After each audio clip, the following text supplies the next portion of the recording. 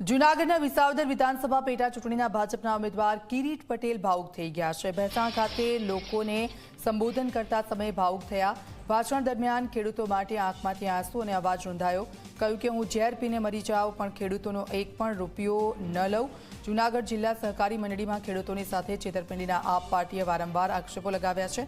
હાલમાં કિરીટ પટેલ જૂનાગઢ જિલ્લા સહકારી બેંકના ચેરમેન પદે કાર્યરત છે। વિઠ્ઠલભાઈ રાદડિયાને જ્યારે કેન્સર થયું, એ બીમારીમાં હતા। અમદાવાદ અમે હોસ્પિટલમાં બતાવવા ગયા, અમને એમ થયું કે નહીં, અમે નિર્ણય લીધો કે અમેરિકા મોકલવા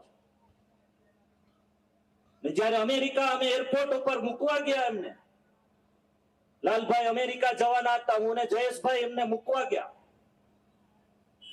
ત્યારે વિઠ્ઠલભાઈએ કીધું કે હું પાછો આવું કે ન આવું, આપણા વિસ્તારના ખેડૂતોનું ધ્યાન રાખજો।